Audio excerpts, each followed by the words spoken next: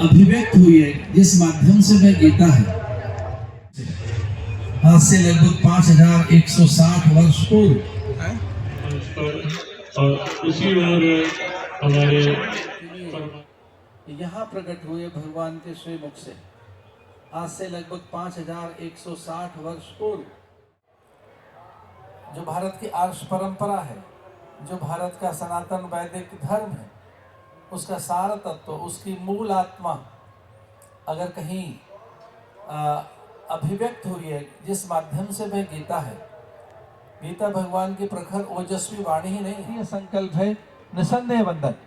मंचस्थ सभी विभूतियों को मेरा हार्दिक अभिनंदन।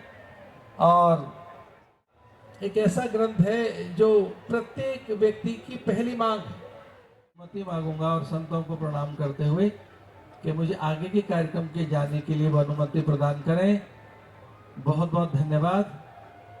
सर्वे भवन्तु सुखिनः।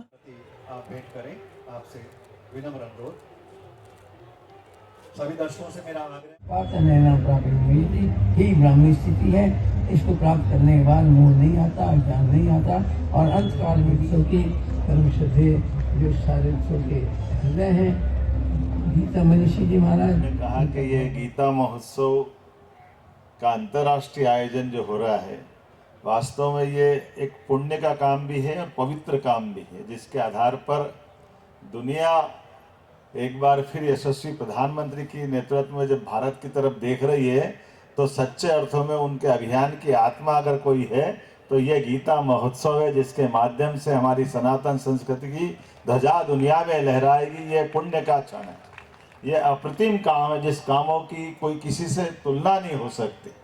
और उसमें चार चांद तब लग जाते हैं जब हमारा अयोध्या धाम माँ सरयू के किनारे भगवान राम मुस्कुरा रहे हैं। इससे ज़्यादा भाग्य की बात क्या हो सकती है? हमारा सौभाग्य है। एक इस अवसर पर मैं सभी संत वृंद को प्रणाम करता हूँ। परम पूज्य शंकराचार्य ज्ञानानंद तीर्थ जी महाराज, आपको प्रणाम करता हूँ। और संयोग ऐसा कि परम पूज्य ज्ञानानंद जी महाराज के आशीर्वाद से ये पूरा आयोजन हो रहा, आपको भी प्रणाम करता हूँ। और महाराज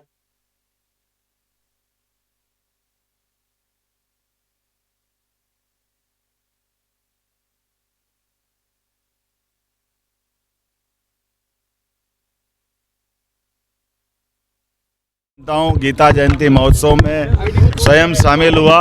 हमारी सरकार भी गीता जयंती महोत्सव मना रही है। मुझे इस बात की प्रसन्नता है कि भगवान कृष्ण के मुखारविंद से निकली गीता दुनिया भर के लोगों, इसमें श्री कृष्ण पाथेय भगवान कृष्ण ने जहाँ लीला की, प्रत्येक स्थान पर हम तीर्थ बनाने जा रहे हैं। साथ ही साथ भगवान कृष्ण के गीता के पाठ्यक्रम, गीता जी को हमने पाठ्यक्रम में भी शामिल किया है। आज के इस अवसर पर मैं अपनी ओर से, मध्य प्रदेश सरकार की ओर से हरियाणा सरकार को बधाई दे रहा हूँ। परम पूज्य ज्ञानानंद जी महाराज को भी बधाई दे रहा हूँ, जिनने समूचा आयोजन किया है।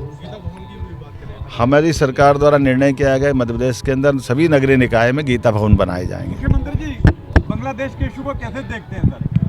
मैं बड़ा दुर्भाग्य के साथ कहना पड़ रहा है कि बांग्लादेश की सरकार हिंदुओं की रक्षा करने में असफल सिद्ध हुई है। मैं आपके माध्यम से अपील करूंगा कि वो हिंदुओं के धर्मस्थल की और उनकी जीवन की रक्षा करें। बहुत बहुत धन्यवाद। दिव्यतम प्रतिमान जहाँ प्रकट होते हैं वह कुंभ, महाकुंभ प्रयाग में पूरे संसार भर के विचारक, मनीषी, वैज्ञानिक, तत्ववेत्ता, महापुरुष, ऋषि मुनि गिरी कंदराओं से निकल कर आ रहे हैं, अनेक सिद्ध महापुरुष। इसके साथ साथ न जाने कितनी धार्मिक आध्यात्मिक संस्थाएं वहां पहुंच रही हैं। लगभग 30 से लेकर 40 करोड़ लोगों की वहां आने की संभावना है। यह विश्व का सबसे बड़ा मेला है, जिसे यूनेस्को ने कहा है इंटेंजिबल हेरिटेज।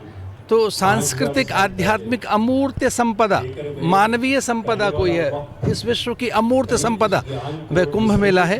मैं गीता जयंती के उत्सव में आकर बहुत ही आनंदित हूँ। बांग्लादेश के हिंदुओं पर भारी अत्याचार हो रहा है। मैं चाहता हूँ बांग्लादेश की सरकार, वहाँ के मानवाधिकार, विशेषकर यूनाइटेड नेशंस के साथ जुड़ी अनेक उन संस्थाओं का मैं आह्वान करता हूँ जो मानवाधिकार उल्लंघन के लिए आगे आती हैं, वे सब आगे आएँ। निर्दोष, निरपराध हिंदुओं के साथ जो भयानक वहाँ अत्याचार हो रहा है उसका मैं यहाँ भारी विरोध करता हूँ। इसका हम यहाँ खेद व्यक्त करते हैं और मैं पूरे विश्व भर के हिंदुओं से प्रार्थना करना चाहता हूँ कि वो जगह जगह से अपनी बात कहें, बांग्लादेश पर हो रहे हिंदुओं के अत्याचारों के लिए आवाज़ उठाएं। भारत सरकार के प्रयास अत्यंत प्रशंसनीय स्तुत्य हैं और पूरे देश भर में हम सबको अलग अलग स्थानों पर इकट्ठे होकर ये स्वर एक साथ पैदा करना चाहिए कि जिस ढंग से एक अमानवीयता बांग्लादेश के हिंदुओं के साथ हो रही है वह हमें मान्य नहीं है। कहीं ना कहीं बांग्लादेश में हिंदू डरे हुए हैं, सहमे हुए हैं, वो अपनी बात नहीं देखिए कह पा रहे हैं। वहाँ कोई निकल नहीं रहा है, उनके साथ जिस ढंग से अत्याचार अमानवीयता की जा रही है और उस बांग्लादेश से हमें अपेक्षा नहीं थी जिसके अस्तित्व के लिए भारत आ गया है, जिसके अस्तित्व के लिए भारत ने अपना सब कुछ सौंपा। तो बांग्लादेश की इस निष्ठुर और निर्मम संवेदनहीन सरकार से हम ये निवेदन करते हैं कि वो हिंदुओं के अत्याचार के लिए आगे आएं, हिंदुओं के अत्याचार को रोकने के लिए कोई कठोर कदम उठाएं और विशेषकर यूनाइटेड नेशंस के साथ काम कर रही मानवाधिकार वे आयोग और वे सारी संगठन संस्थाएं वे भी बहुत आगे हैं। कहते हैं जिसने किसी ने कुंभ नहीं देखा उसने कुछ नहीं देखा, उसके बारे में जिसने कुंभ नहीं देखा उसने भारतीय संस्कृति की विराटता नहीं देखी है।